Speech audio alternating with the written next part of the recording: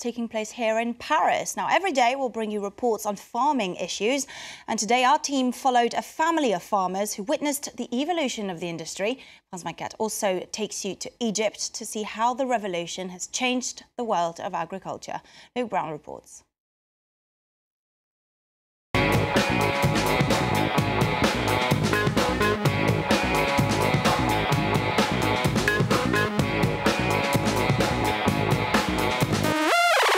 Hello and welcome to France 24's special edition from the Paris Farm Show. As you can see, thousands of people have turned out to see the best of French livestock. It's also an opportunity for French farmers to show off the cream of their flock. France 24 has been meeting with some of the Rosette winners, including a family that's been raising cattle for generations. They are, though, today more of an exception as more and more young people turn away from farming. Julien Sauvager, Georges Yazbek and Siobhan Silka report. A proud son joins his father in the show ring. Their beautiful Normandy cow Clochette has just won a prize at the National Agricultural Competition. Even at a healthy 800 kilos, she's not too much for young Tom to handle. I have the second place plaque.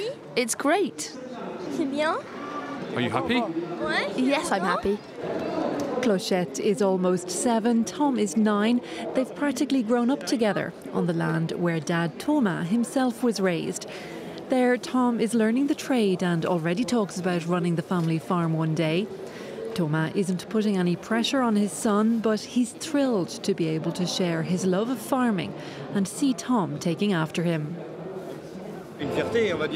I'm proud. You could say it's any parent's dream to have a child who follows in your footsteps.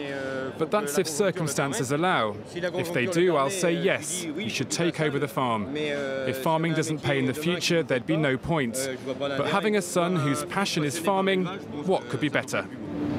In France, there's a long tradition of family agriculture, but it's one that lost ground as the children of farmers saw firsthand how difficult the life is. France's Young Farmers Union is trying to change that perception. Farming today doesn't compare to the farming of 15 or 30 years ago. There are ways of being able to take holidays. High-performance machinery means there's less and less of manual labor. There's a real evolution of agriculture. And that evolution is attracting a different kind of young farmer to the sector. Today in France, around a third of new farmers have no family background in agriculture. What they share with those who do, like Tom, is a passion for the land. We're heading to Egypt now. We're in the 3 years since the revolution. The lack of strict regulations and any real oversight has increasingly seen urban developments encroaching on agricultural lands. That situation exacerbated by the population boom. Egypt's population soon to reach about 90 million inhabitants. Catherine Stapley and Sonia Driddy report. Here in the Nile Delta, these fields produce around half of Egypt's agricultural crops. But these fertile farmlands are shrinking fast as a building boom is underway. Since the 2011 revolution, the number of homes built illegally on farmland has risen exponentially. Egypt's population has grown by 4 million in the past 3 years, and more people means more houses are needed. Farmers here say around 20% of the Delta's arable land has been lost since 2011. People went down and built on the farmland intensively, and there was no one to bring them to account. So, of course, after the revolution, there were a lot of complaints regarding the farmland. There is a law prohibiting construction on valuable agricultural land, but the government says it's nigh on impossible to enforce. It's not possible to be done by law, by force. It has to be a society movement rather than a police movement. Egyptian farmers are also facing a water crisis, a lack of both quantity and quality.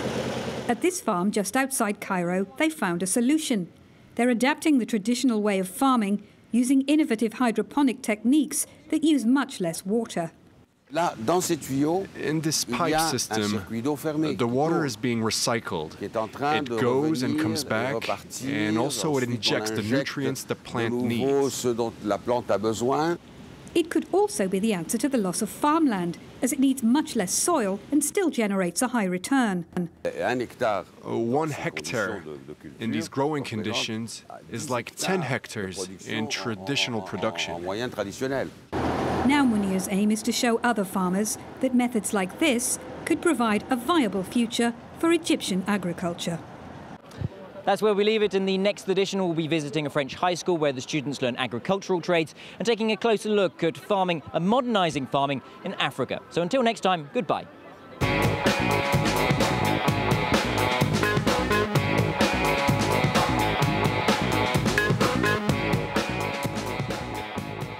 All right, we're going to have a short break now, but don't go away because Focus is coming up next. We'll travel to Spain, one of the only countries in Europe that allows genetically modified crops.